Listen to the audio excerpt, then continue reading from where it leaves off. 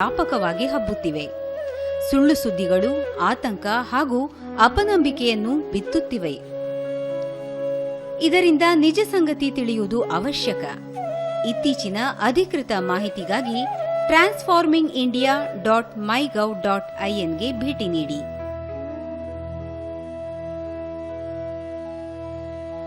COVID-19 ಕುರಿತಾದ ಮೌಢ್ಯವನ್ನು ಪಸರಿಸದೇ ಇರುವುದು ಸೂಕ್ತ. ವಾತಾವರಣಕ್ಕೂ ವೈರಸ್ ಹರಡುವಿಕೆಗೂ ಸಂಬಂಧವಿಲ್ಲ. ಕ್ಲೋರಿನ್, ಆಲ್ಕೋಹಾಲ್ ಅಥವಾ ಬೆಳ್ಳುಳ್ಳಿಯಿಂದ ದೇಹದೊಳಗಿನ ವೈರಸ್ ಕೊಲ್ಲಲು ಸಾಧ್ಯವಿಲ್ಲ. ವೈದ್ಯರು, ಆರೋಗ್ಯ ಕಾರ್ಯಕರ್ತರನ್ನು ಹೊರತುಪಡಿಸಿ ಮತ್ತೆಲ್ಲರೂ ಸಾದಾ ಮುಖಗವಸು ಧರಿಸಿದರೆ ಸಾಕು. ನಾವು ವೈರಸ್ಗಳ ಬಗ್ಗೆ ಸಾಮಾನ್ಯ ಜ್ಞಾನ ಅಥವಾ ಅರಿವು ಹೊಂದುವುದು ಮುಖ್ಯವಾಗಿದೆ. ಭಾರತ ಸರ್ಕಾರವು ಕೋವಿಡ್ ಗ್ಯಾನ್ ಎಂಬ ವೈಜ್ಞಾನಿಕ ಜಾಲತಾಣವನ್ನು ಬಿಡುಗಡೆ ಮಾಡಿದ್ದು, ಇದರಲ್ಲಿ ಸೋಂಕು ಹರಡುವಿಕೆಯ ಬಗ್ಗೆ ನಿಖರ ಮಾಹಿತಿ ಲಭ್ಯ. ಅನಾರೋಗ್ಯದ ವಿರುದ್ಧ ನಿಮ್ಮ ದೇಹದ ಪ್ರತಿರೋಧಕ ವ್ಯವಸ್ಥೆ ಹೋರಾಡುತ್ತದೆ. ಕೋವಿಡ್-19 ಜೊತೆ ಹೋರಾಡಲು ನಿಮ್ಮ ರೋಗ ನಿರೋಧಕ ಶಕ್ತಿಯನ್ನು ಉತ್ತಮಗೊಳಿಸಿ. ಅಣಬೆ, ಕ್ಯಾರೆಟ್, ಟೊಮ್ಯಾಟೊ, ಕಿತ್ತಳೆ, ನಿಂಬೆ, ಕ್ಯಾಪ್ಸಿಕಂ, ಬ್ರೊಕೊಲಿ, ಪಾಲಕ್ನಂತಹ ಅನೇಕ ಹಣ್ಣು ಮತ್ತು ತರಕಾರಿಗಳನ್ನು ನಿಯಮಿತವಾಗಿ ಬಳಸಿ. ಅತಿಯಾದ ಒತ್ತಡವು ಸಹ ನಿಮ್ಮ ದೇಹವನ್ನು ದುರ್ಬಲಗೊಳಿಸಿ ಅನಾರೋಗ್ಯಕ್ಕೆ ಈಡು ಮಾಡಬಹುದು. ಧ್ಯಾನ ನಿಮ್ಮ ನರಮಂಡಲ ಹಾಗೂ ಮನಸ್ಸನ್ನು ಶಾಂತಗೊಳಿಸಿ ಒತ್ತಡವನ್ನು ಕಡಿಮೆ ಮಾಡುತ್ತದೆ. ಓದು, ವ್ಯಾಯಾಮ, ಕಲೆ ಅಥವಾ ಇನ್ನಾವುದೇ ನಿಮ್ಮ ನೆಚ್ಚಿನ ಹವ್ಯಾಸಗಳಲ್ಲಿ ತೊಡಗಿಸಿಕೊಳ್ಳಿ. Aarogya Setu open source mobile app ಅನ್ನು ಭಾರತದಲ್ಲಿ ಕೋವಿಡ್-19 ಜಾಡು ಹಿಡಿಯಲು, ರೋಗದ ಗುಣಲಕ್ಷಣಗಳನ್ನು ವಿಶ್ಲೇಷಿಸಲು ಹಾಗೂ ಸ್ವಯಂ ಪರೀಕ್ಷಿಸಿಕೊಳ್ಳಲು ರಾಷ್ಟ್ರೀಯ ಮಾಹಿತಿ ಕೇಂದ್ರವು ಎಲೆಕ್ಟ್ರಾನಿಕ್ಸ್ ಹಾಗೂ ಮಾಹಿತಿ ತಂತ್ರಜ್ಞಾನ ಸಚಿವಾಲಯದ ಅಡಿಯಲ್ಲಿ ರೂಪಿಸಿದೆ. ಪಿಪಿಇ ಕಿಟ್ ಎಂದರೆ ವೈಯಕ್ತಿಕ ರಕ್ಷಾ ಕವಚ. ಕೈಗವಸು, ಮುಖಗವಸು ಹಾಗೂ ಗೌನ್ ಹೊಂದಿರುವ ಉಡುಪು ಇದಾಗಿದ್ದು, ಆರೋಗ್ಯ ಕಾರ್ಯಕರ್ತರು ತಮ್ಮ ರಕ್ಷಣೆಗೆ ಇದನ್ನು ಬಳಸುತ್ತಾರೆ. ಲಾಕ್ಡೌನ್ ಎಂಬುದು ಒಂದು ತುರ್ತು ಸಂದರ್ಭದ ನಿಯಮಾವಳಿ ಅಥವಾ ಕಟ್ಟಳೆಯಾಗಿದ್ದು, ಇದು ಜನರ ಅನಿಯಂತ್ರಿತ ಸಂಚಾರವನ್ನು ತಡೆಗಟ್ಟುತ್ತದೆ. ವ್ಯಕ್ತಿಯಿಂದ ವ್ಯಕ್ತಿಗೆ ವೈರಾಣು ತ್ವರಿತಗತಿಯಲ್ಲಿ ಹರಡುವುದನ್ನು ತಡೆಗಟ್ಟಲು ಇದು ಅತ್ಯಗತ್ಯ.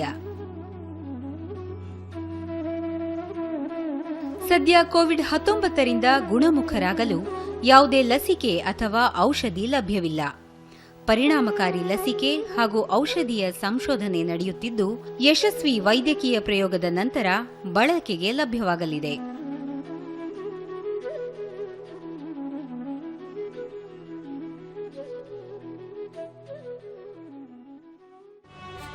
मन की बात। माननीय प्रधानमंत्री श्री नरेंद्र मोदी भारत की जनता से साझा करेंगे अपने मन की बात रविवार 31 जनवरी सुबह 11 बजे। माननीय प्रधानमंत्री के प्रसारण के तुरंत बाद मन की बात का प्रादेशिक भाषाओं में अनुवाद आकाशवाणी और दूरदर्शन के संबद्ध प्रादेशिक केंद्रों से किया जाएगा। मन की बात के प्रादेशिक भाषाओं में अनुवाद का पुनः प्रसारण रात 8 बजे आकाशवाणी और दूरदर्शन के सभी प्रादेशिक केंद्रों से किया जाएगा। तो याद रखें, रविवार 31 जनवरी सुबह 11 बजे।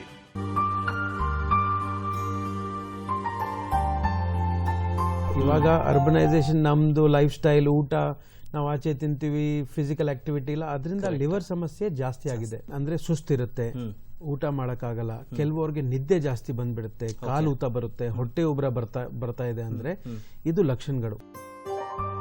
ಆರೋಗ್ಯ ದರ್ಶನ ಕಾರ್ಯಕ್ರಮದಲ್ಲಿ ಯಕೃತ್ ಸಮಸ್ಯೆ ಮತ್ತು ಚಿಕಿತ್ಸೆ ವಿಷಯದ ಬಗ್ಗೆ ಸಂದರ್ಶನ ಹಿರಿಯ ಪಿತ್ತಜನಕಾಂಗ ಕಸಿ ತಜ್ಞರಾದ ಡಾಕ್ಟರ್ ನವೀನ್ ಗಂಜೂರ್ ಅವರೊಂದಿಗೆ. ಜಾಂಡಿಸ್ ಯಾವಾಗ ಬರುತ್ತೆ ಅಂದ್ರೆ ಅದು ಲೇಟ್, ಹೊಟ್ಟೆಯಲ್ಲಿ ನೀರ್ ಬಂತಂದ್ರೆ ಲೇಟ್, ಯಾವಾಗ ಮೇಂಟೈನ್ ಮಾಡ್ತಾ ಹೋಗ್ಬೇಕು. ಲಿವರ್ ಟ್ರಾನ್ಸ್ಪ್ಲಾಂಟ್ ಮಾಡೋದು ತುಂಬಾ ಜನಕ್ಕೆ ಗೊತ್ತಿಲ್ಲ, ಅದ್ರ ಬಗ್ಗೆ ಹೇಳಿ ಡಾಕ್ಟರ್. ತಪ್ಪದೇ ವೀಕ್ಷಿಸಿ ಜನವರಿ 23 ಶನಿವಾರ ಬೆಳಗ್ಗೆ 10 ಗಂಟೆಗೆ ನಿಮ್ಮ ನೆಚ್ಚಿನ ಚಂದನ ವಾಹಿನಿಯಲ್ಲಿ.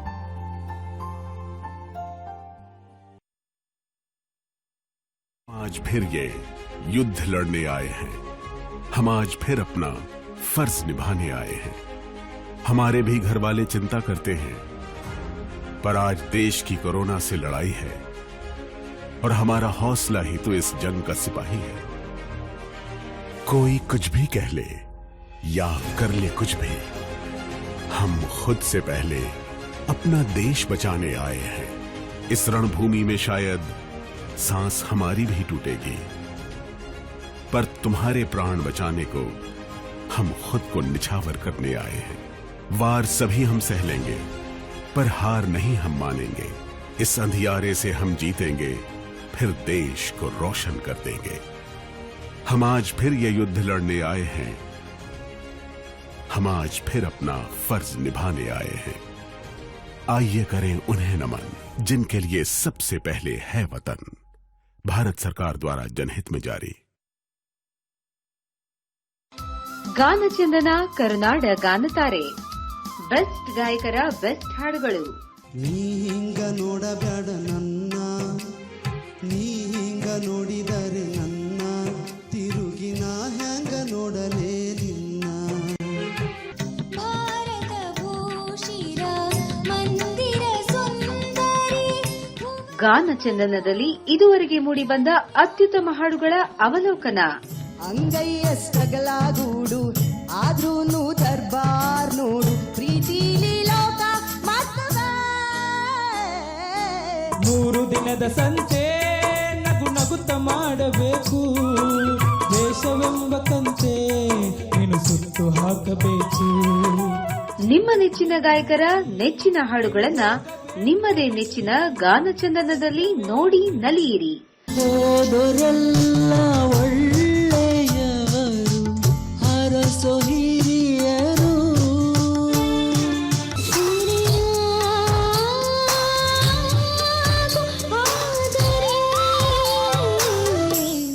ತಪ್ಪದೆ ವೀಕ್ಷಿಸಿ ಗಾನಚಂದನ ಕರುನಾಡ ಗಾನತಾರೆ. ಇದೇ ಜನವರಿ 21 ಮತ್ತು 22ರ ಗುರುವಾರ ಹಾಗೂ ಶುಕ್ರವಾರ ರಾತ್ರಿ 7:30 ಮರುಪ್ರಸಾರ ಇದೇ ಜನವರಿ 23 ಮತ್ತು 24ರ ಶನಿವಾರ ಹಾಗೂ ಭಾನುವಾರ ರಾತ್ರಿ 7:30 ನಿಮ್ಮ ನೆಚ್ಚಿನ ದೂರದರ್ಶನ ಚಂದನ ವಾಹಿನಿಯಲ್ಲಿ.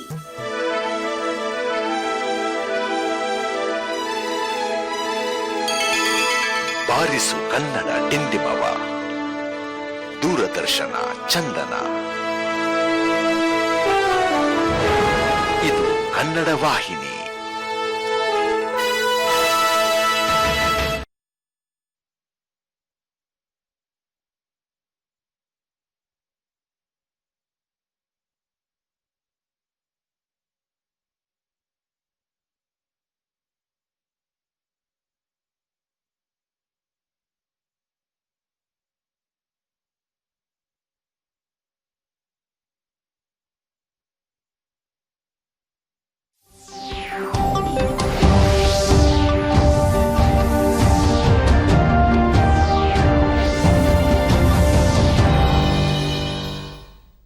ನಮಸ್ಕಾರ. ಮುಖ್ಯಾಂಶಗಳು. ಪ್ರಧಾನಿ ಸ್ವಾಮಿತ್ವ ಯೋಜನೆ ಗ್ರಾಮೀಣ ಜನರಿಗೆ ವರದಾನ. ಜಮೀನು ಹಕ್ಕುಪತ್ರದ ಮೇಲೆ ಸಾಲ ಸೌಲಭ್ಯ ಪಡೆಯಲು ಸಹಕಾರಿ ಪ್ರಧಾನಿ ನರೇಂದ್ರ ಮೋದಿ. ಇದೇ 29ರಿಂದ ಸಂಸತ್ ಬಜೆಟ್ ಅಧಿವೇಶನ. 30ರಂದು ಸರ್ವಪಕ್ಷ ಸಭೆ. ಫೆಬ್ರವರಿ 1ರಂದು ಬಜೆಟ್ ಮಂಡನೆ. ಪ್ರಹ್ಲಾದ್ ಜೋಶಿ. 2020ನೇ ಸಾಲಿನ ಭಾರತ ಆವಿಷ್ಕಾರ ಸೂಚ್ಯಂಕದಲ್ಲಿ ರಾಜ್ಯಕ್ಕೆ ಅಗ್ರಸ್ಥಾನ. ನಂತರದ ಸ್ಥಾನಗಳಲ್ಲಿ ಮಹಾರಾಷ್ಟ್ರ, ತಮಿಳುನಾಡು, ನೀತಿ ಆಯೋಗ. ರಾಜ್ಯದಲ್ಲಿ ಇಂದು ಹೊಸದಾಗಿ 501 ಕೋವಿಡ್ ಪ್ರಕರಣ ದೃಢ. ಸಕ್ರಿಯ ಪ್ರಕರಣ ಗಣನೀಯ ಇಳಿಕೆ. ಚೇತರಿಕೆ ಪ್ರಮಾಣ ಹೆಚ್ಚಳ. ವಾರ್ತೆಗಳ ವಿವರ. ಪ್ರಧಾನಿ ನರೇಂದ್ರ ಮೋದಿ ಅವರಿಂದು ಉತ್ತರ ಪ್ರದೇಶ ರಾಜ್ಯದ 6 ಲಕ್ಷಕ್ಕೂ ಅಧಿಕ ಪ್ರಧಾನಮಂತ್ರಿ ಗ್ರಾಮೀಣ ವಸತಿ ಯೋಜನೆಯ ಫಲಾನುಭವಿಗಳಿಗೆ 2600 ಕೋಟಿ ರೂಪಾಯಿಗಳ ಹಣಕಾಸು ನೆರವು ಬಿಡುಗಡೆ ಮಾಡಿದರು. ವಿಡಿಯೋ ಕಾನ್ಫರೆನ್ಸ್ ಮೂಲಕ ಸಮಾರಂಭದಲ್ಲಿ ಪಾಲ್ಗೊಂಡ ಪ್ರಧಾನಿ ವಸತಿ ಯೋಜನೆಯ ಫಲಾನುಭವಿಗಳೊಂದಿಗೆ ಸಂವಾದ ನಡೆಸಿದರು. खालिद वो होना रंग होना है। अब तक कितना खर्चा किया? खर्चा होगा 1,10,000। वो सारे पैसे समय पे मिल गए आपको? जी। किसी से कर्ज दे करके नहीं लेना पड़ा? किसी से ब्याज दे करके? नहीं साहब, किसी ने लिया पड़ा। और आपको संतोष है जो पैसे मिल रहे हैं उससे? हाँ, संतोष साहब है। उसमें काफी दिक्कत होती होगी? हाँ, दिक्कत आवत है सरकार, पानी आवत है, हाँ, चुवत है, बरसात में पानी चुवत है, ओढ़ना भी भीग जाते हैं, का अनाज भी भीग जाता है, हम भी भीग जाते हैं, बैठे के ठौर नहीं रहता है। हाँ। और अभी पक्का घर बनने से क्या होगा? बहुत लाभ हो जाएगी सरकार, हाँ, बहुत अच्छा हो जाएगी, बन जाएगी तो अच्छा हो जाएगी। हाँ। बहुत खुश है। खुश है? हाँ, बहुत खुश है। तो हमें आशीर्वाद दोगे आप? हाँ, आशीर्वाद दे। क्या आशीर्वाद दोगे बताइए? हाँ, आप गरीबों के छत देखे बहुत खुशी है। ಪ್ರಧಾನಮಂತ್ರಿ ಬಳಿಕ ಅವರು ದೇಶದ ಗ್ರಾಮಗಳ ಚಿತ್ರಣ ಇಂದು ಬದಲಾಗಿದೆ. ವಸತಿ ಯೋಜನೆಯಿಂದ ದೇಶದ ಬಡವರಲ್ಲಿ ಇಂದಲ್ಲ ನಾಳೆಯಾದರೂ ತಮ್ಮದೊಂದು ಮನೆ ನಿರ್ಮಾಣವಾಗುತ್ತದೆ ಎನ್ನುವ ವಿಶ್ವಾಸ ಮೂಡಿದೆ. ಆತ್ಮನಿರ್ಭರ ಭಾರತ ನೇರವಾಗಿ ಜನರ ಆತ್ಮವಿಶ್ವಾಸ ಹಾಗೂ ಸ್ವಂತ ಮನೆ ಹೊಂದುವುದಕ್ಕೆ ಸಂಬಂಧಿಸಿದೆ ಎಂದರು. ಹಿಂದಿನ ಸರ್ಕಾರವಿದ್ದಾಗ ಬಡವರಿಗೆ ತಮಗೂ ಮನೆ ನಿರ್ಮಿಸಿಕೊಳ್ಳುವ ಅವಕಾಶ ಸಿಗುತ್ತದೆ ಎನ್ನುವ ವಿಶ್ವಾಸವಿರಲಿಲ್ಲ. ಸರ್ಕಾರದ ತಪ್ಪು ನೀತಿಗಳಿಂದ ಬಡವರಿಗೆ ಮನೆ ಸಿಗುವುದು ಸಾಧ್ಯವಾಗುತ್ತಿರಲಿಲ್ಲ. ಈ ಸಮಸ್ಯೆಗೆ ಮುಕ್ತಿ ನೀಡಬೇಕೆಂದು 2016ರಲ್ಲಿ ಪ್ರಧಾನಮಂತ್ರಿ ಗ್ರಾಮೀಣ ವಸತಿ ಯೋಜನೆ ಜಾರಿಗೊಳಿಸಲಾಯಿತು. ಸ್ವಾತಂತ್ರ್ಯ ಬಂದ 100 ವರ್ಷಗಳೊಳಗೆ ದೇಶದ ಪ್ರತಿ ಕುಟುಂಬವೂ ಮನೆ ಹೊಂದುವಂತಾಗಬೇಕು ಎನ್ನುವುದು ಸರ್ಕಾರದ ಆಶಯ ಎಂದರು. ಕಳೆದ ವರ್ಷ ದೇಶದ ಗ್ರಾಮೀಣ ಭಾಗದಲ್ಲಿ 2 ಕೋಟಿ ಮನೆಗಳನ್ನು ನಿರ್ಮಿಸಲಾಗಿದೆ. ಈಗಾಗಲೇ 1.25 ಕೋಟಿ ಫಲಾನುಭವಿಗಳಿಗೆ ಮನೆಯ ಕೀಲಿಯನ್ನು ನೀಡಲಾಗಿದೆ. ಈ ಎಲ್ಲ ಮನೆಗಳ ನಿರ್ಮಾಣಕ್ಕೆ ಕೇಂದ್ರ ಸರ್ಕಾರ ಹಣಕಾಸು ನೆರವು ನೀಡಿದೆ ಎಂದು ತಿಳಿಸಿದರು. ವಸತಿ ಯೋಜನೆಯಿಂದ ಗ್ರಾಮೀಣ ಮಹಿಳೆಯರ ಸಶಕ್ತೀಕರಣವೂ ಸಾಧ್ಯವಾಗಿದೆ. ನೆರವು ಹಣ ನೇರವಾಗಿ ಬಡವರ ಬ್ಯಾಂಕ್ ಖಾತೆಗೆ ಹೋಗುತ್ತದೆ. ಹಳ್ಳಿ ನಗರಗಳ ಭೇದವಿಲ್ಲದೆ ಎಲ್ಲರೂ ಸುಗಮವಾಗಿ ಬದುಕು ನಡೆಸುವಂತಾಗಲು ತೀವ್ರಗತಿಯಲ್ಲಿ ಕಾರ್ಯನಿರ್ವಹಿಸಲಾಗುತ್ತಿದೆ. ಮನೆಯೊಂದಿಗೆ ಗ್ಯಾಸ್, ವಿದ್ಯುತ್, ಶೌಚಾಲಯ ಸೌಲಭ್ಯಗಳನ್ನು ದೊರಕಿಸಲಾಗುತ್ತಿದೆ ಎಂದರು. ಪ್ರಧಾನಿ ಸ್ವಾಮಿತ್ವ ಯೋಜನೆ ಗ್ರಾಮೀಣರ ಭಾಗ್ಯ ಬದಲಿಸುವ ಯೋಜನೆಯಾಗಿದೆ ಎಂದ ಪ್ರಧಾನಿ, ಹಳ್ಳಿಗಳಲ್ಲಿರುವ ಜನರಿಗೆ ಜಮೀನು ಹಕ್ಕುಪತ್ರ ನೀಡಲಾಗುತ್ತದೆ. ಜನರ ಸಂಪತ್ತು ಅವರ ಹೆಸರಿನಲ್ಲಿಯೇ ಸರ್ಕಾರದ ಬಳಿ ದಾಖಲಾಗುತ್ತದೆ. ಇದನ್ನಾಧರಿಸಿ ಮುಂದೆ ಅವರು ಸಾಲ ಪಡೆದುಕೊಳ್ಳಲು ಸಾಧ್ಯವಾಗುತ್ತದೆ. ಇದರಿಂದ ಭೂಮಿಯ ಮೌಲ್ಯ ಹೆಚ್ಚುತ್ತದೆ. ಸ್ವಾಮಿತ್ವ ಯೋಜನೆ ಜನರಿಗೆ ಹೊಸ ಶಕ್ತಿ ನೀಡಲಿದೆ ಎಂದರು. सुविधाएं भी होगी। साथियों, आत्मनिर्भर भारत का सीधा संबंध देश के नागरिकों के आत्मविश्वास से है। ಪ್ರಧಾನಮಂತ್ರಿ ಗ್ರಾಮೀಣ ಸಡಕ್ ಕೇಂದ್ರ ಕೃಷಿ ಮತ್ತು ಗ್ರಾಮೀಣಾಭಿವೃದ್ಧಿ ಸಚಿವ ನರೇಂದ್ರ ಸಿಂಗ್ ತೋಮರ್, ದೇಶದ ಪ್ರತಿ ವ್ಯಕ್ತಿಗೂ ಮನೆ ನೀಡುವುದು ಕೇಂದ್ರ ಸರ್ಕಾರದ ಆದ್ಯತೆ. ಈ ನಿಟ್ಟಿನಲ್ಲಿ ಸರ್ಕಾರ ಕಾರ್ಯೋನ್ಮುಖವಾಗಿದೆ. 2022ರೊಳಗೆ ದೇಶದ ಪ್ರತಿ ನಾಗರಿಕರಿಗೂ ಮನೆ ನೀಡುವುದು ಪ್ರಧಾನಿ ಮೋದಿ ಅವರ ಆಶಯವಾಗಿದ್ದು, ಕುಟುಂಬದ ಸಮಗ್ರ ವಿಕಾಸಕ್ಕಾಗಿ ಶ್ರಮಿಸುತ್ತಿದ್ದಾರೆ. ಮನೆಗೆ ಉಜ್ವಲ ಯೋಜನೆಯ ಅಡುಗೆ ಅನಿಲ ವಿತರಣೆ, ಶೌಚಾಲಯ ನಿರ್ಮಾಣಕ್ಕೆ ನೆರವು ನೀಡಲಾಗುತ್ತಿದೆ. ಗ್ರಾಮೀಣಾಭಿವೃದ್ಧಿಗಾಗಿ 2 ಲಕ್ಷ ಕೋಟಿ ರೂಪಾಯಿ ವೆಚ್ಚ ಮಾಡಲಾಗುತ್ತಿದೆ ಎಂದರು. ग्रामीण क्षेत्र को अधोसंरचना मिले, ग्रामीण क्षेत्र में लोगों का जीवन जीना सुगम हो, रोजगार के अवसर प्रारंभ हो, इस दृष्टि से प्रधानमंत्री नरेंद्र मोदी जी के नेतृत्व में ग्रामीण विकास मंत्रालय बहुत तेजी के साथ काम कर रहा है. ಬಜೆಟ್ ಅಧಿವೇಶನದ ಹಿನ್ನೆಲೆಯಲ್ಲಿ ಕೇಂದ್ರ ಸರ್ಕಾರ ಜನವರಿ 30ರಂದು ಸರ್ವಪಕ್ಷಗಳ ಸಭೆ ಆಯೋಜಿಸಿದೆ. ಲೋಕಸಭೆ ಮತ್ತು ರಾಜ್ಯಸಭೆಗಳ ಕಲಾಪ ಸುಗಮವಾಗಿ ಸಾಗಲು ಬೆಂಬಲ ಕೋರುವ ನಿಟ್ಟಿನಲ್ಲಿ ಸರ್ವಪಕ್ಷಗಳ ಸಭೆಯನ್ನು ಆಯೋಜಿಸಲಾಗಿದೆ. ಸಭೆ ವರ್ಚುವಲ್ ಮಾಧ್ಯಮದ ಮೂಲಕ ನಡೆಯಲಿದೆ. ಬಜೆಟ್ ಅಧಿವೇಶನ ಜನವರಿ 29ರಿಂದ ಆರಂಭವಾಗಲಿದ್ದು 2021-22ನೇ ಸಾಲಿನ ಮುಂಗಡ ಪತ್ರ ಫೆಬ್ರವರಿ 1ರಂದು ಮಂಡನೆಯಾಗಲಿದೆ. ಕಲಾಪದಲ್ಲಿ ಯಾವುದೇ ವಿಷಯಗಳ ಕುರಿತು ಚರ್ಚಿಸಲು ಸರ್ಕಾರ ಸಿದ್ಧವಿರುವುದಾಗಿ ಕೇಂದ್ರ ಸಂಸದೀಯ ವ್ಯವಹಾರಗಳ ಸಚಿವ ಪ್ರಹ್ಲಾದ್ ಜೋಶಿ ತಿಳಿಸಿದ್ದಾರೆ. ಈ ಬಾರಿಯ ಬಜೆಟ್ 2 ಹಂತಗಳಲ್ಲಿ ನಡೆಯಲಿದೆ. ಮೊದಲ ಹಂತ ಜನವರಿ 29ರಿಂದ ಫೆಬ್ರವರಿ 5ರವರೆಗೆ, ಎರಡನೇ ಹಂತ ಮಾರ್ಚ್ 8ರಿಂದ ಏಪ್ರಿಲ್ 8ರವರೆಗೆ ನಡೆಯಲಿದೆ. ರಾಷ್ಟ್ರಪತಿ ರಾಮನಾಥ್ ಕೋವಿಂದ್ ಜನವರಿ 29ರಂದು ಸಂಸತ್ತನ್ನು ಉದ್ದೇಶಿಸಿ ಮಾತನಾಡಲಿದ್ದಾರೆ. ಕೋವಿಡ್-19 ಸಾಂಕ್ರಾಮಿಕದ ಹಿನ್ನೆಲೆಯಲ್ಲಿ ರಾಜ್ಯಸಭೆಯ ಕಲಾಪ ಬೆಳಿಗ್ಗೆ 9ರಿಂದ ಮಧ್ಯಾಹ್ನ 12 ಗಂಟೆಯವರೆಗೆ ನಡೆಯಲಿದೆ. ಲೋಕಸಭಾ ಕಲಾಪ ಸಂಜೆ 4ರಿಂದ 9ರವರೆಗೆ ನಡೆಯಲಿದೆ. ಮುಖ್ಯಮಂತ್ರಿ ಬಿಎಸ್ ಯಡಿಯೂರಪ್ಪ ಅಧ್ಯಕ್ಷತೆಯಲ್ಲಿ ಎಲ್ಲ ಪ್ರಾದೇಶಿಕ ಆಯುಕ್ತರು, ಜಿಲ್ಲಾಧಿಕಾರಿಗಳು ಹಾಗೂ ಜಿಲ್ಲಾ ಪಂಚಾಯತ್ನ ಮುಖ್ಯ ಕಾರ್ಯನಿರ್ವಹಣಾಧಿಕಾರಿಗಳ ಸಭೆ ನಡೆಯಿತು. ವಿಧಾನಸೌಧದ ಸಮ್ಮೇಳನ ಸಭಾಂಗಣದಲ್ಲಿ ನಡೆಯುತ್ತಿರುವ ಸಭೆಯಲ್ಲಿ ಉಪಮುಖ್ಯಮಂತ್ರಿಗಳಾದ ಗೋವಿಂದ ಕಾರಜೋಳ, ಡಾ ಸಿಎನ್ ಅಶ್ವತ್ಥನಾರಾಯಣ, ಹಲವಾರು ಸಚಿವರು ಹಾಗೂ ಉನ್ನತಾಧಿಕಾರಿಗಳು ಭಾಗವಹಿಸಿದ್ದರು.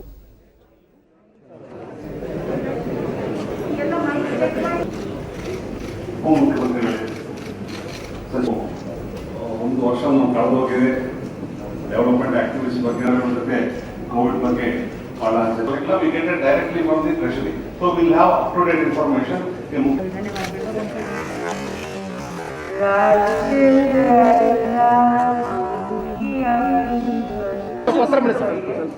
ಈ ವೇಳೆ ಮುಖ್ಯಮಂತ್ರಿ ಸರ್ಕಾರದ ಅನುದಾನ ಬಿಡುಗಡೆ ಮತ್ತು ವೆಚ್ಚದ ಮಾಹಿತಿ ಕುರಿತ ಅವಲೋಕನ ತಂತ್ರಾಂಶ ಲೋಕಾರ್ಪಣೆ, 2019-20 ಸಾಲಿನ ಕರ್ನಾಟಕ ಅಂಕಿಅಂಶಗಳ ನೋಟ ಬಿಡುಗಡೆ ಮಾಡಿದರು.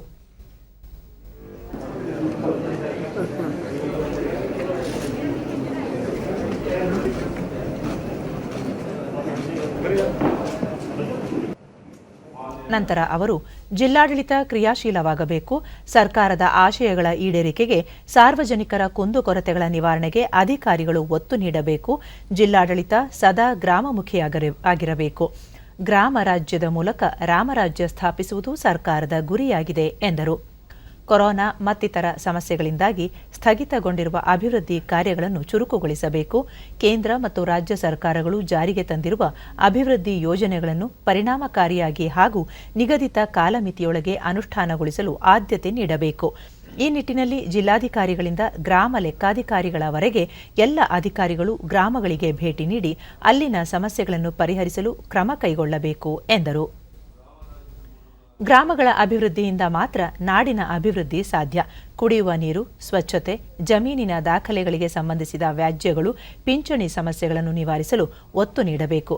ಬೇಸಿಗೆ ಶುರುವಾಗಲಿರುವ ಹಿನ್ನೆಲೆಯಲ್ಲಿ ಮುಂದಿನ ದಿನಗಳಲ್ಲಿ ತಲೆದೋರಬಹುದಾದ ನೀರಿನ ಸಮಸ್ಯೆ ಬಗೆಹರಿಸಲು ಕ್ರಿಯಾ ಯೋಜನೆ ರೂಪಿಸಬೇಕು. ಗೋ ಹತ್ಯೆ ನಿಷೇಧ ಕಾಯ್ದೆಯನ್ನು ಪರಿಣಾಮಕಾರಿಯಾಗಿ ಜಾರಿಗೊಳಿಸಬೇಕು ಎಂದು ಹೇಳಿದರು. ಶಿವಮೊಗ್ಗದಲ್ಲಿಂದು ಏರ್ಪಡಿಸಿದ್ದ ಜಿಲ್ಲೆಯ ಪ್ರೌಢಶಾಲಾ ಶಿಕ್ಷಕರು, ಪದವಿ ಪೂರ್ವ ಕಾಲೇಜುಗಳ ಉಪನ್ಯಾಸಕರು ಹಾಗೂ ಶಾಲಾಭಿವೃದ್ಧಿ ಸಮಿತಿಗಳೊಂದಿಗೆ ಶಿಕ್ಷಣ ಸಂವಾದ ಕಾರ್ಯಕ್ರಮವನ್ನು ಪ್ರಾಥಮಿಕ ಮತ್ತು ಪ್ರೌಢಶಿಕ್ಷಣ ಸಚಿವ ಎಸ್ ಸುರೇಶ್ ಕುಮಾರ್ ಉದ್ಘಾಟಿಸಿದರು. ಗ್ರಾಮೀಣಾಭಿವೃದ್ಧಿ ಮತ್ತು ಪಂಚಾಯತ್ ರಾಜ್ ಸಚಿವ ಕೆಎಸ್ ಈಶ್ವರಪ್ಪ, ಶಿಕ್ಷಣ ಇಲಾಖೆಯ ಅಧಿಕಾರಿಗಳು ಮತ್ತಿತರರು ಉಪಸ್ಥಿತರಿದ್ದರು.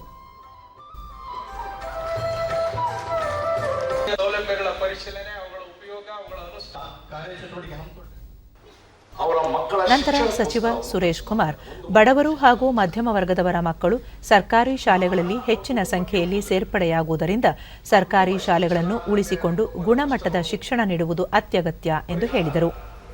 ನಾವು ಒಳ್ಳೆ ಉಚಿತವಾದ ಟೆಕ್ಸ್ಟ್ ಬುಕ್ಸ್ ಕೊಡ್ತೀವಿ, ಯೂನಿಫಾರ್ಮ್ ಕೊಡ್ತೀವಿ, ಮಧ್ಯಾಹ್ನ ಊಟ ಕೊಡ್ತೀವಿ. ವಿಶ್ವಾಸವನ್ನು ಕೂಡ ಅವನಿಗೆ ಉಂಟಾಗಬೇಕು. ಇಲ್ಲಿ ನನ್ನ ಮಗ ಬೇರೆ ಶಾಲೆ ಕಲಿಯಷ್ಟೇ ಅಲ್ಲ, ಅದಕ್ಕಿಂತ ಚೆನ್ನಾಗಿ ಕಲಿತಾನೆ ಅಂತ ಒಂದು ವಿಶ್ವಾಸ ಬರಬೇಕು.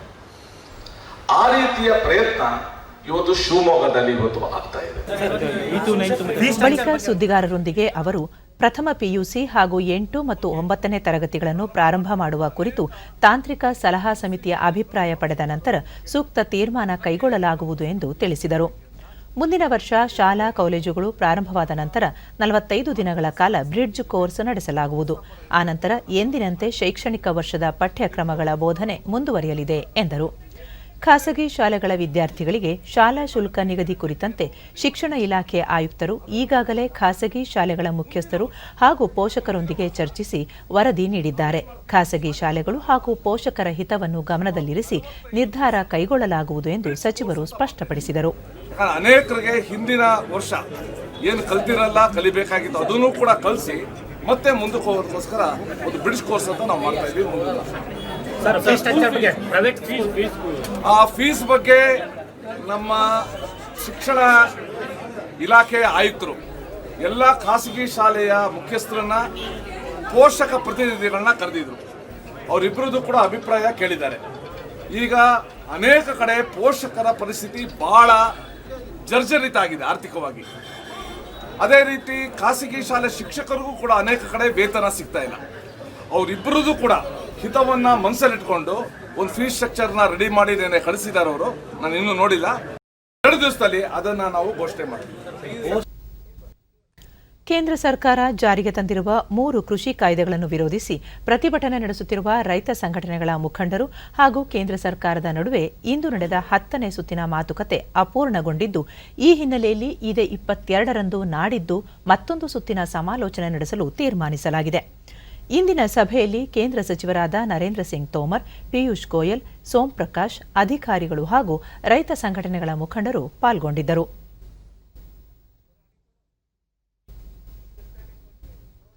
ಸಭೆಯ ನಂತರ ಸಚಿವ ನರೇಂದ್ರ ಸಿಂಗ್ ತೋಮರ್, ಇಂದಿನ ಸಭೆ ಸೌಹಾರ್ದಯುತ ವಾತಾವರಣದಲ್ಲಿ ನಡೆದಿದ್ದು, ಎಲ್ಲ ವಿಚಾರಗಳ ಬಗ್ಗೆ ಮುಕ್ತ ಮನಸ್ಸಿನಿಂದ ಚರ್ಚೆ ನಡೆದಿದೆ. ರೈತರಲ್ಲಿ ಏನೇ ಆತಂಕ ಹಾಗೂ ಸಂಶಯಗಳಿದ್ದರೆ ನಿವಾರಿಸಲು ಸರ್ಕಾರ ಸಿದ್ಧವಿದೆ ಎಂದರು. ಕೃಷಿ ಕಾಯ್ದೆಗಳಿಗೆ ಸುಪ್ರೀಂ ಕೋರ್ಟ್ ತಡೆಯಾಜ್ಞೆ ನೀಡಿದೆ. ರೈತರ ಸಮಸ್ಯೆ ಆಲಿಸಲು ಸಮಿತಿಯೊಂದನ್ನು ರಚಿಸಲಾಗಿದೆ. ಆ ಸಮಿತಿ ಅದರ ಪಾಡಿಗೆ ಕಾರ್ಯನಿರ್ವಹಿಸಲಿದೆ. ಈ ನಡುವೆ ಸರ್ಕಾರ ರೈತರಲ್ಲಿನ ಆತಂಕಗಳನ್ನು ನಿವಾರಿಸಲು ಶಕ್ತಿ ಮೀರಿ ಪ್ರಯತ್ನಿಸುತ್ತಿದೆ. ಈ ಎಲ್ಲ ಅಂಶಗಳ ಹಿನ್ನೆಲೆಯಲ್ಲಿ ನಾಡಿದ್ದು ಮತ್ತೊಂದು ಸಭೆ ನಡೆಸಲು ತೀರ್ಮಾನಿಸಲಾಗಿದ್ದು, ಈ ಸಭೆಯಲ್ಲಿ ಬಿಕ್ಕಟ್ಟಿಗೆ ಪರಿಹಾರ ದೊರೆಯಲಿದೆ ಎಂಬ ವಿಶ್ವಾಸ ತಮ್ಮದಾಗಿದೆ ಎಂದರು.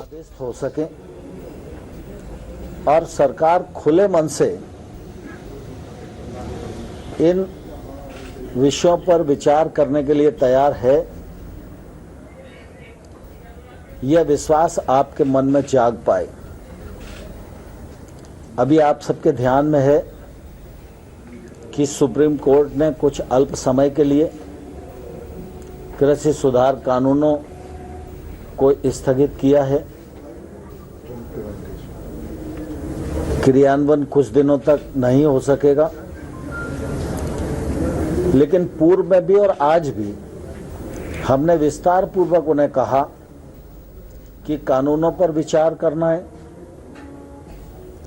और आंदोलन से जुड़े विभिन्न पहलुओं पर विचार करना है. तो निश्चित रूप से समय तो चाहिए, और समय चाहिए तो वो समय 6 महीने का भी हो सकता है, 1 साल का भी हो सकता है, 1.5 साल का भी हो सकता है. और सरकार 1-1.5 साल तक भी कानून के क्रियान्वयन को स्थगित करने के लिए सहमत है. इस दौरान किसान और सरकार के प्रतिनिधि मिलकर समस्याओं का हल खोजें और जो समाधान हो उस समाधान को आगे बढ़ाया जाए. ರಾಮನಗರ ಜಿಲ್ಲೆಯ ಹಾರೋಹಳ್ಳಿಯಲ್ಲಿ ನಿರ್ಮಾಣ ಮಾಡಲಾಗಿರುವ ಅತ್ಯಾಧುನಿಕ ತಂತ್ರಜ್ಞಾನದ ಮುದ್ರಣ ಯಂತ್ರ ಘಟಕಕ್ಕೆ ಕೈಗಾರಿಕಾ ಸಚಿವ ಜಗದೀಶ್ ಶೆಟ್ಟರ್ ಚಾಲನೆ ನೀಡಿದರು. ಇದು ರಾಜ್ಯದಲ್ಲೇ ಮೊದಲ ಪ್ರಿಂಟೆಕ್ ಪಾರ್ಕ್ ಕ್ಲಸ್ಟರ್ ಘಟಕವಾಗಿದೆ. ಮುದ್ರಣಕಾರರ ಸಂಘದ ವತಿಯಿಂದ ಆಯೋಜಿಸಲಾಗಿದ್ದ ಕಾರ್ಯಕ್ರಮದಲ್ಲಿ ಶಾಸಕಿ ಅನಿತಾ ಕುಮಾರಸ್ವಾಮಿ, ಹಿರಿಯ ರಾಜಕಾರಣಿ ಕಟ್ಟ ಸುಬ್ರಹ್ಮಣ್ಯ ನಾಯ್ಡು ಮತ್ತಿತರರು ಭಾಗಿಯಾಗಿದ್ದರು.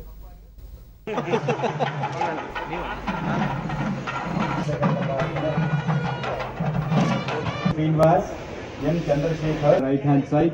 Request Dr. Shivshankar, CEO, yes, sir.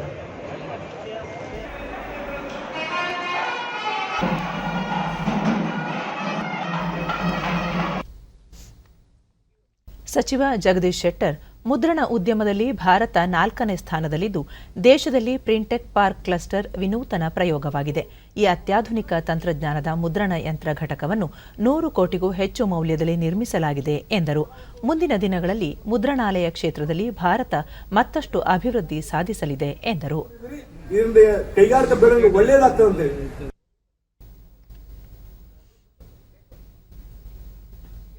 2020ನೇ ಸಾಲಿನ ಭಾರತ ಆವಿಷ್ಕಾರ ಸೂಚ್ಯಂಕದಲ್ಲಿ ಕರ್ನಾಟಕ ಪ್ರಥಮ ಸ್ಥಾನ ಕಾಯ್ದುಕೊಂಡಿದೆ. ನೀತಿ ಆಯೋಗವು ದೆಹಲಿಯಲ್ಲಿಂದು 2ನೇ ಆವೃತ್ತಿಯ ಭಾರತ ಆವಿಷ್ಕಾರ ಸೂಚ್ಯಂಕ ಬಿಡುಗಡೆ ಮಾಡಿದ್ದು, ಬೃಹತ್ ರಾಜ್ಯಗಳ ವಿಭಾಗದಲ್ಲಿ ಕರ್ನಾಟಕ ಈ ಸಾಧನೆ ಮಾಡಿದೆ. 2019ನೇ ಸಾಲಿನಲ್ಲೂ ಕರ್ನಾಟಕ ಮೊದಲ ಸ್ಥಾನ ಗಳಿಸಿತ್ತು. 2ನೇ ಸ್ಥಾನದಲ್ಲಿ ಮಹಾರಾಷ್ಟ್ರ ಇದ್ದು, ತಮಿಳುನಾಡು 3ನೇ ಸ್ಥಾನ ಪಡೆದಿದೆ. ಈಶಾನ್ಯ ರಾಜ್ಯಗಳ ವಿಭಾಗದಲ್ಲಿ ಹಿಮಾಚಲ ಪ್ರದೇಶ ಪ್ರಥಮ ರ್ಯಾಂಕ್ ಪಡೆದಿದೆ. ಕೇಂದ್ರಾಡಳಿತ ಪ್ರದೇಶಗಳ ವಿಭಾಗದಲ್ಲಿ ರಾಜಧಾನಿ ದೆಹಲಿ ಮೊದಲ ಸ್ಥಾನ ಗಳಿಸಿದೆ. ಅನ್ವೇಷಣೆ ಮತ್ತು ಆವಿಷ್ಕಾರಕ್ಕೆ ಪೂರಕವಾಗುವ ನೀತಿ ಅಳವಡಿಸಿಕೊಂಡು ಕಾರ್ಯಪ್ರವೃತ್ತವಾಗಿರುವ ರಾಜ್ಯಗಳು ಮತ್ತು ಕೇಂದ್ರಾಡಳಿತ ಪ್ರದೇಶಗಳಿಗೆ ಅಂಕಗಳ ಆಧಾರದ ಮೇಲೆ ಪ್ರತಿ ವರ್ಷ ಸ್ಥಾನ ನೀಡಲಾಗುತ್ತದೆ.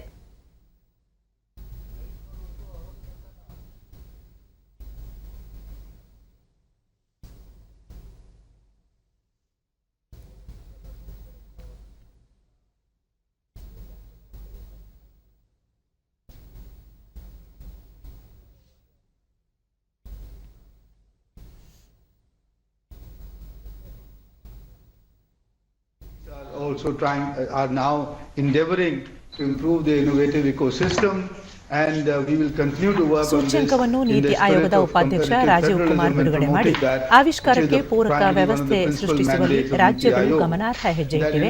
ಈ ಸೂಚ್ಯಂಕ ಭಾರತವು ಸೂಕ್ತವಾದ ಹಾದಿಯಲ್ಲಿ ಸಾಗುತ್ತಿದೆ ಎನ್ನುವುದನ್ನು ಬಹಿರಂಗಪಡಿಸುತ್ತದೆ ಎಂದರು. He thinks he is very clear, he has emphasized it many times, that it will be innovation and technological frontiers which will solve India's immense challenges, and which we know are immense, and which will also help to meet the aspirations of our young population.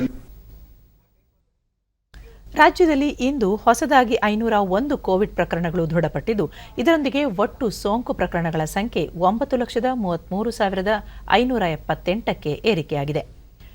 ಇಂದು 665 ಮಂದಿ ಆಸ್ಪತ್ರೆಯಿಂದ ಬಿಡುಗಡೆಯಾಗಿದ್ದು, ಇದುವರೆಗೂ ಗುಣಮುಖರಾದವರ ಒಟ್ಟು ಸಂಖ್ಯೆ 9,13,677ಕ್ಕೆ ತಲುಪಿದೆ. ಇಂದು 4 ಮಂದಿ ಸಾವನ್ನಪ್ಪಿದ್ದು, ಮೃತಪಟ್ಟವರ ಸಂಖ್ಯೆ 12,185ಕ್ಕೆ ಏರಿಕೆಯಾಗಿದೆ. ಸದ್ಯ ರಾಜ್ಯದಲ್ಲಿ 7,697 ಸಕ್ರಿಯ ಪ್ರಕರಣಗಳಿವೆ. 168 ಮಂದಿ ರಾಜ್ಯದ ವಿವಿಧ ಆಸ್ಪತ್ರೆಗಳಲ್ಲಿ ತೀವ್ರ ನಿಗಾ ಘಟಕದಲ್ಲಿ ಚಿಕಿತ್ಸೆ ಪಡೆಯುತ್ತಿದ್ದಾರೆ. ಇಂದು 84,090 ಮಾದರಿಗಳ ಪರೀಕ್ಷೆ ನಡೆಸಿದ್ದು, ಇದುವರೆಗೂ 1,62,17,753 ಮಂದಿಗೆ ಕೊರೋನಾ ಪರೀಕ್ಷೆ ನಡೆಸಲಾಗಿದೆ ಎಂದು ಆರೋಗ್ಯ ಮತ್ತು ಕುಟುಂಬ ಕಲ್ಯಾಣ ಇಲಾಖೆ ತಿಳಿಸಿದೆ. ಬೆಂಗಳೂರಿನಲ್ಲಿ ಇಂದು 260 ಮಂದಿಗೆ ಸೋಂಕು ತಗುಲಿದ್ದು, ಒಟ್ಟು ಸೋಂಕು ಪ್ರಕರಣಗಳ ಸಂಖ್ಯೆ 3,95,769ಕ್ಕೆ ಏರಿಕೆಯಾಗಿದೆ. ಇಂದು 303 ಮಂದಿ ಆಸ್ಪತ್ರೆಯಿಂದ ಬಿಡುಗಡೆಯಾಗಿದ್ದು, ಇದುವರೆಗೂ ಗುಣಮುಖರಾದವರ ಸಂಖ್ಯೆ 3,86,260ಕ್ಕೆ ಏರಿಕೆಯಾಗಿದೆ. ಸದ್ಯ 5,136 ಸಕ್ರಿಯ ಪ್ರಕರಣಗಳಿವೆ. ಬೆಂಗಳೂರಿನಲ್ಲಿ ಇಂದು 2 ಸಾವನ್ನಪ್ಪಿದ್ದು, ಇದುವರೆಗೂ ಒಟ್ಟು 4,372 ಮಂದಿ ಸಾವನ್ನಪ್ಪಿದ್ದಾರೆ. ಗದಗ ಮತ್ತು ಯಾದಗಿರಿಯಲ್ಲಿ ಯಾವುದೇ ಪ್ರಕರಣ ದಾಖಲಾಗಿಲ್ಲ. ರಾಜ್ಯದ ವಿವಿಧ ಜಿಲ್ಲೆಗಳಲ್ಲಿ ವರದಿಯಾಗಿರುವ ಪ್ರಕರಣಗಳ ವಿವರ ಇಂತಿದೆ.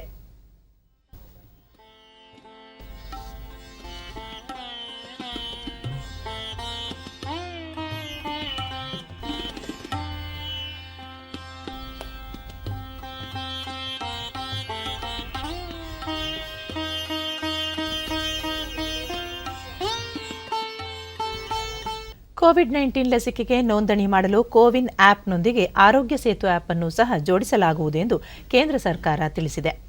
ಲಸಿಕಾ ಅಭಿಯಾನದ ಕಾರ್ಯಪಡೆ ಮುಖ್ಯಸ್ಥ ಆರ್ಎಸ್ ಶರ್ಮಾ, ದೇಶದ ನಾಗರಿಕರು ಸುಲಭವಾಗಿ ಲಸಿಕೆಗೆ ನೋಂದಣಿ ಮಾಡಿಕೊಳ್ಳಲು ಅನುಕೂಲವಾಗುವಂತೆ ಕ್ರಮ ಕೈಗೊಳ್ಳಲಾಗಿದೆ. ಜನ ಆರೋಗ್ಯ ಸೇತು ಆಪ್ ಮೂಲಕವೂ ಲಸಿಕೆಗೆ ನೋಂದಣಿ ಮಾಡಿಕೊಳ್ಳಬಹುದು ಎಂದು ತಿಳಿಸಿದರು. ಹೆಲ್ಪ್ಲೈನ್ಗೆ ಕರೆ ಮಾಡುವ ಮೂಲಕ ಹಾಗೂ ಆಧಾರ್ ಸಂಖ್ಯೆ ಬಳಸುವ ಮೂಲಕವೂ ನೋಂದಣಿ ಮಾಡಿಕೊಳ್ಳಲು ಅವಕಾಶ ನೀಡಲಾಗುವುದು. ಕೋವಿನ್ ಆಪ್ ಸುರಕ್ಷಿತವಾಗಿದ್ದು, ಈ ಕುರಿತು ಗೊಂದಲ ಬೇಡ ಎಂದು ಸ್ಪಷ್ಟಪಡಿಸಿದರು. जिनको हम लोग रियल टाइम में ठीक कर रहे हैं, जहां मान लीजिए किसी कारणवश इंटरनेट की कनेक्टिविटी स्लो है या नहीं है या और कोई कारण है जिसकी वजह से ये एप्लीकेशन नहीं चल पाया, तो वैसी स्थिति में हम लोगों ने ये कहा है कि आप फॉर द टाइम बीइंग आप इसको एक प्रकार से ऑफलाइन कर सकते हैं, लेकिन इमीडिएटली आपको डेटा अपलोड करना चाहिए. आप मोबाइल पे एप्लीकेशन में करिएगा, वो क्या करेगा कि जो वैक्सीनेशन का डेटा है वो डेटा मोबाइल पर ही स्टोर करके रखेगा. जैसे ही मोबाइल की कनेक्टिविटी होगी वैसे ही वो डेटा अपने आप अपलोड हो जाएगा. मेरी समझ में सब लोगों के लिए उचित यही रहेगा और इजी रहेगा कि आधार का प्रयोग करें. ಕೋವಿಡ್-19 ಸೋಂಕಿಗೆ ದೇಶದಲ್ಲಿ ಬೃಹತ್ ಲಸಿಕಾ ಅಭಿಯಾನ ಆರಂಭಗೊಂಡಿರುವ ನಡುವೆಯೇ ನೆರೆ ರಾಷ್ಟ್ರಗಳಿಗೂ ಲಸಿಕೆ ಪೂರೈಸಲು ಭಾರತ ಆರಂಭಿಸಿದೆ. 1 ಲಕ್ಷ ಕೋವಿಶೀಲ್ಡ್ ಲಸಿಕೆಗಳು ಇಂದು ಮಾಲ್ಡೀವ್ಸ್ ತಲುಪಿವೆ. ಮಾಲೆ ದೇಶವು ಲಸಿಕೆಗಳನ್ನು ಇಂದು ಪಡೆದುಕೊಂಡಿದೆ. ಭೂತಾನ್ಗೂ ಈಗಾಗಲೇ ಲಸಿಕೆಗಳನ್ನು ರವಾನೆ ಮಾಡಲಾಗಿದೆ. ಇಂದು ಬೆಳಿಗ್ಗೆ ಭೂತಾನ್ ರಾಜಧಾನಿ ಥಿಂಪು ಭಾರತದಿಂದ 1.5 ಲಕ್ಷ ಕೋವಿಶೀಲ್ಡ್ ಲಸಿಕೆಗಳನ್ನು ಸ್ವೀಕಾರ ಮಾಡಿತ್ತು. ಇದರೊಂದಿಗೆ ಮಾಲ್ಡೀವ್ಸ್ ಮತ್ತು ಭೂತಾನ್ ಭಾರತದ ಲಸಿಕೆ ಪಡೆದ ಮೊದಲ ರಾಷ್ಟ್ರಗಳೆನಿಸಿವೆ. ಈ ನಡುವೆ ಭಾರತದ ವಿದೇಶಾಂಗ ವ್ಯವಹಾರಗಳ ಸಚಿವಾಲಯ ಲಸಿಕೆ ರವಾನೆಯ ಕುರಿತು ಅಧಿಕೃತ ಹೇಳಿಕೆ ಹೊರಡಿಸಿದೆ. ಲಸಿಕೆ ಪೂರೈಸುವಂತೆ ಅನೇಕ ನೆರೆ ರಾಷ್ಟ್ರಗಳು ಹಾಗೂ ಸಹಭಾಗಿತ್ವ ಹೊಂದಿರುವ ಅನೇಕ ದೇಶಗಳು ಮನವಿ ಸಲ್ಲಿಸಿರುವುದಾಗಿ ಸಚಿವಾಲಯ ತಿಳಿಸಿದೆ.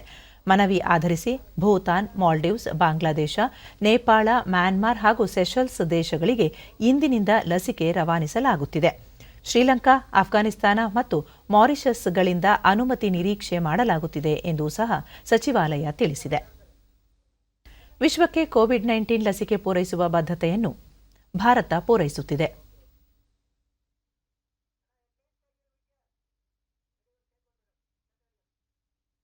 ಕೊನೆಯಲ್ಲಿ ಮತ್ತೊಮ್ಮೆ ಮುಖ್ಯಾಂಶಗಳು. ಪ್ರಧಾನಿ ಸ್ವಾಮಿತ್ವ ಯೋಜನೆ ಗ್ರಾಮೀಣ ಜನರಿಗೆ ವರದಾನ. ಜಮೀನು ಹಕ್ಕುಪತ್ರದ ಮೇಲೆ ಸಾಲ ಸೌಲಭ್ಯ ಪಡೆಯಲು ಸಹಕಾರಿ, ಪ್ರಧಾನಿ ನರೇಂದ್ರ ಮೋದಿ. ಇದೇ 29ರಿಂದ ಸಂಸತ್ ಬಜೆಟ್ ಅಧಿವೇಶನ. 30ರಂದು ಸರ್ವಪಕ್ಷ ಸಭೆ. ಫೆಬ್ರವರಿ 1ರಂದು ಬಜೆಟ್ ಮಂಡನೆ. ಪ್ರಹ್ಲಾದ್ ಜೋಶಿ. 2020ನೇ ಸಾಲಿನ ಭಾರತ ಆವಿಷ್ಕಾರ ಸೂಚ್ಯಂಕದಲ್ಲಿ ರಾಜ್ಯಕ್ಕೆ ಅಗ್ರಸ್ಥಾನ. ನಂತರದ ಸ್ಥಾನಗಳಲ್ಲಿ ಮಹಾರಾಷ್ಟ್ರ, ತಮಿಳುನಾಡು, ನೀತಿ ಆಯೋಗ. ರಾಜ್ಯದಲ್ಲಿ ಇಂದು ಹೊಸದಾಗಿ 501 ಕೋವಿಡ್ ಪ್ರಕರಣ ದೃಢ. ಸಕ್ರಿಯ ಪ್ರಕರಣ ಗಣನೀಯ ಇಳಿಕೆ. ಚೇತರಿಕೆ ಪ್ರಮಾಣ ಹೆಚ್ಚಳ. ನಮ್ಮ ವಾರ್ತಾ ಪ್ರಸಾರವನ್ನು ನೀವು ಡಿಡಿ ಚಂದನ ನ್ಯೂಸ್ ಯೂಟ್ಯೂಬ್ ಚಾನೆಲ್ನಲ್ಲೂ ವೀಕ್ಷಿಸಬಹುದು. ಇಲ್ಲಿಗೆ ಇಂದಿನ ವಾರ್ತಾ ಪ್ರಸಾರ ಮುಕ್ತಾಯವಾಯಿತು. ಸತ್ಯ, ಸಮರ್ಥ, ಸಂಪೂರ್ಣ ಸುದ್ದಿಗಾಗಿ ವೀಕ್ಷಿಸಿ ಚಂದನ ವಾರ್ತೆ.